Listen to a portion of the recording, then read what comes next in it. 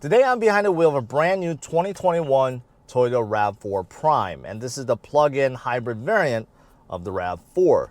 Now, this is the RAV4 everyone is talking about right now because you could drive in EV mode only up to 42 miles without using any gas at all.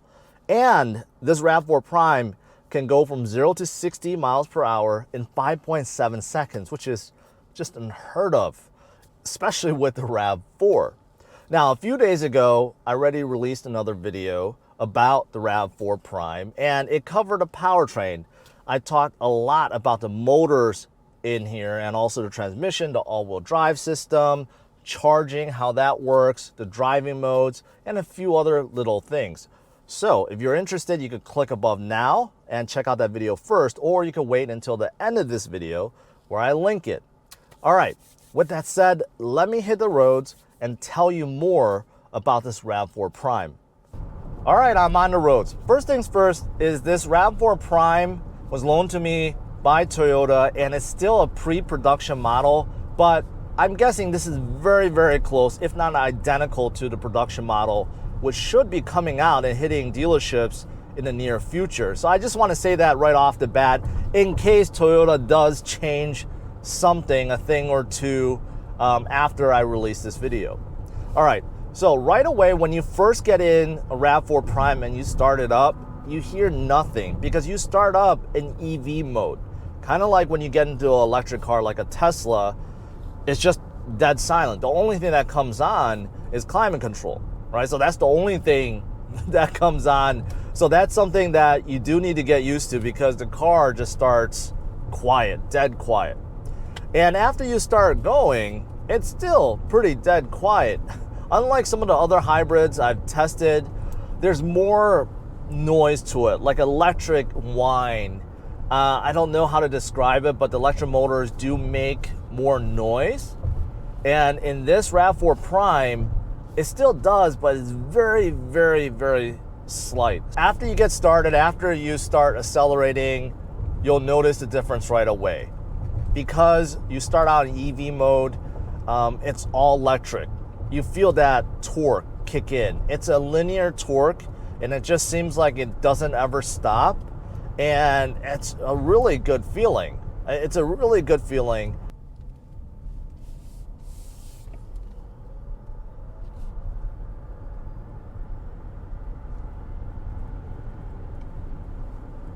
Okay, so I know a lot of you guys watching, you want to learn more about this RAV4 Prime because of the acceleration, how fast Toyota claims this RAV4 is. Well, I just did a test from about 20 to 60 in EV mode only, and it doesn't rocket 0 to 60 in 5.7 seconds.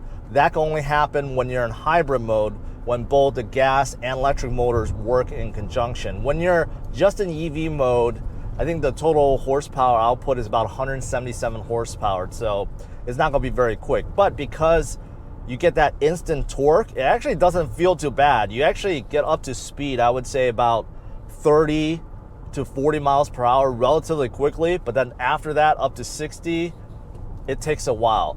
I've read 0 to 60 in EV mode is around 9 seconds, a little bit more than 9 seconds, so it's definitely not impressive. But in a little bit, I'll do that test again in full hybrid mode and see how it compares. Now you may be wondering, I've been talking about modes like EV mode and hybrid mode and all that good stuff, right? That's where I kind of covered it, this topic, in my first video, and you can select it. There's the auto mode where it will automatically go from hybrid to EV and back. And there's also a mode where you just stay in hybrid only. It never truly goes into EV only. And there's another mode called charging mode where you're just using the gas motor to actually charge a battery. So there's many different modes that you could choose from. But one thing I found out today is if your battery is full and you try to go into charge mode where you're only using the gas motor, you can't. It'll tell you it's not available because the batteries are full. So that's interesting that you don't actually have that option. The great thing about the torque in here is you never feel like you're slow. You never feel like you can't cut in, you can't accelerate, you can't get up to speed.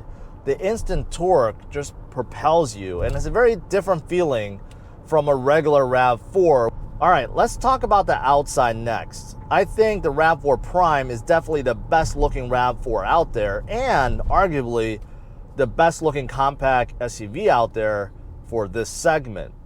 All the black cladding that you normally see on a RAV4 around the wheel fenders and on the bottom of the doors, on the bumpers, they're all removed and they're all painted now. There is nothing on this RAV4 that isn't painted, and it really matches. I really like it. The front end is different. You have a different grille design. The headlights look really nice. This is the SE, so there's no LED fog lights. I don't know if you consider them fog lights or just accent lights, but on XSE you do get them on the side.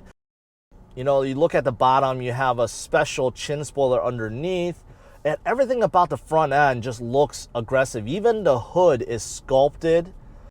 And if you move to the side, this is where you can start seeing what I'm talking about in terms of the panels that surround the wheel fenders, the side skirts, everything is painted. And it's painted black, and it matches the roof rails, which is also painted black. And you can see the handles are painted, the mirrors are painted. There is no unpainted surfaces on this RAV4 Prime. You definitely get that premium feeling, and I like it. On this SE, you do get 18-inch alloy wheels. On the XSE, you get 19-inch alloy wheels. And I'll let you guys know if the wheels and the tires in here affect the ride quality in a little bit. Now, moving to the back, same thing. You get a premium feel. Look at the bottom bumper. Everything is painted. Normally, that would be just like a matte black, right? But on a RAV4 Prime, it's all painted black. You get dual chrome exhaust tips underneath. You have beautiful looking LED tail lights. They're kind of smoked. They have black inserts. They just look good. And on top, you have a spoiler, large privacy glass, a shark fin antenna. Everything just looks really, really premium and elegant. I really like the exterior to this RAV4 Prime. Now in the back, you do get a power liftgate. It's not hands-free, but you do get a power liftgate, and inside you get a good amount of cargo room. Now the downside is there's no cubby hole storage area, nothing like that. There's a 12V outlet on the right side. And underneath the cover, you still get a spare tire, which is great because some of Toyota's competition, they remove the spare tire for whatever reason, probably to make room for the batteries. I don't know. And it just doesn't make a whole lot of sense. People want a spare tire, and you get one in this RAV4 Prime. Now, of course, you can fold the second row down to generate more cargo room, and I gotta say, it's a good amount of room. It's not class leading in terms of cargo room, but you definitely get a good amount in here. Now, moving to the second row, this is the SE, so everything is cloth, it's fabric. If you go to the XSE, you get pleather or Softex according to Toyota, but they do have a nice design. There's red stitching all over, and it matches the rest of the cabin, and they feel actually pretty good. As for space, I'm 5'10". I have probably 3 to 4 inches of legroom, which isn't bad. But surprisingly, I have an enormous amount of headroom, probably 67 inches of headroom in the back. For amenities on this SE, you get a pair of vents and 2 USB ports. And this SE also comes with heated rear seats. Now, moving up front, this looks more or less like the cabin from a RAV4. The steering wheel is a little bit different because you get red stitching. Otherwise, you still get the same steering wheel. It's not bad. It's a modern steering wheel. Some buttons left and right, obviously, but it feels good. This is actually leather. Now, the gauge cluster, obviously different from a regular RAV4, and that's because you're getting a whole lot of information about what the car is doing, whether it's in power mode, eco mode, charging, also tell you how full your batteries are and also your fuel tank. And inside, there is a large digital screen. That's where you get your speedometer, and you can scroll through various menus like your settings, your safety features, your navigation, all that good stuff. That's all in the middle. If you want to learn more about just the EV features, again, that's in the first video that I produced, so you should watch that. To to the left of the steering wheel, you have some buttons for the heated steering wheel, the power lift gate, the heated wipers, also your auto high beam, and your dimmer switch. Now, moving to the infotainment screen, on this SE, it's an 8-inch infotainment screen. On the XSE, it's a 9-inch. But you know what? You really can't tell. This is pretty big. The interface is okay. Toyota's interface is kind of so-so. It kind of works. There's a little lag to it, but yeah, it's livable. Let's just put it that way. Of course, you could see many things. You can adjust many things. Apple CarPlay, Android Auto are standard. Wi-Fi is standard.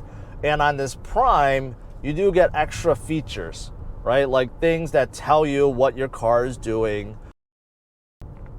All right, so underneath the infotainment screen, you have climate control, dual zone, pretty standard. You got 2 large knobs on each side.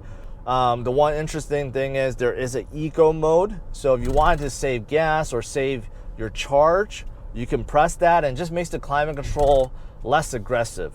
So I don't know how much difference it makes, but it's there. Now underneath climate control, you do have heated seats, no ventilated seats. That's reserved for the XSE. And underneath that, you do have a place for your phone, no wireless charger. You do have a 12V outlet and the USB port. Now moving on from there, you do have a button for your parking brake and also your brake hold, and then you have a whole bunch of buttons and a dial for your driving modes. This is how you can change from EV mode to hybrid mode to gas motor mode, all that good stuff. And also you get traditional eco, sport, and normal driving modes. I explained that in detail in my first video, but that's where you configure it. And to the right of that, you get a traditional shifter. I'm glad Toyota still uses a traditional shifter. I know every other manufacturer is trying to do some fancy thing with knobs or with buttons to try to save space, but you know what? This one looks modern and it feels good. You don't have to relearn it. I really like it. And you get a couple of cup holders, and in the armrest, you get 2 more USB ports. And lastly, on top, you do get a single moonroof in here, not a panoramic one. All right, so let me talk more about how this RAV4 Prime drives. So let's start out with the steering. The steering is artificially weighted. It's actually a lot heavier than I was expecting. It feels much heavier than a RAV4. And you know what? That's actually not a bad thing. Surprisingly, I actually enjoy this weight because it makes you feel more like you're driving a sports car. And I think that's why Toyota did this. But it's not unpleasantly heavy. It just has a good heft to it. Now, as for the suspension, it's been heavily revised, mostly because this RAV4 Prime weighs a lot more than a regular RAV4 and a RAV4 hybrid. In fact, several 100 pounds more. So they actually did have to revise the suspension. But you know, overall, around town, local roads right now, you know, it feels good. It feels good. It's doing a good job soaking up the bumps. A few times when I'm turning, making a sharp turn, I do feel a little bit of body roll, and I hear the tire squeal. I think that's mostly from the tires. They're more or less eco tires that's trying to help you save in gas, or basically maximize fuel economy. But overall, I think the suspension is not bad. It's a nice ride. It doesn't feel too bumpy. Now, the driving position and overall visibility is on par with the RAV4, which isn't bad. I can see well over the hood. The windshield is nice and big. Nice big windows. No problems seeing out the windows. Even the rear tailgate window is nice and big. The headrests do not get in the way. And blind spot is not bad too, but you do get blind spot monitoring included in here, so that's not a problem. But overall visibility is good. The seating position a little bit higher up than, say, a sedan. You do get a little bit of a commanding view, but not as high as a mid-size SUV. I'm going to try acceleration again. This time, I'm changing it to hybrid, and I heard the engine turn on. So now I'm in full hybrid mode. Let me test out acceleration up to 60 again and compare my first run and this run.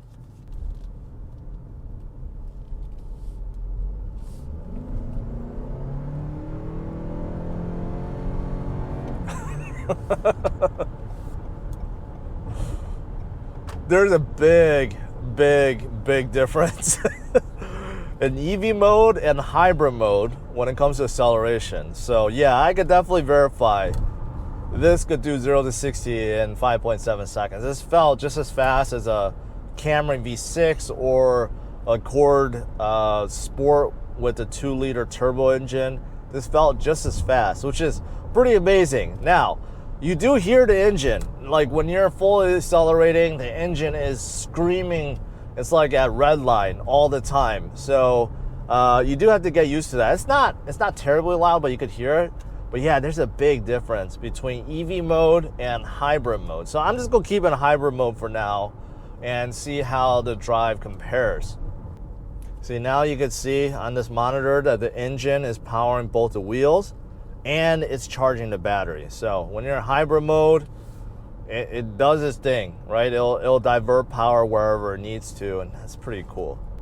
Now the seats, although they're comfortable, surprisingly they're very aggressive in terms of the bolstering. So I think Toyota wants you, again, to feel like you're driving more like a sports car, give you a different feeling.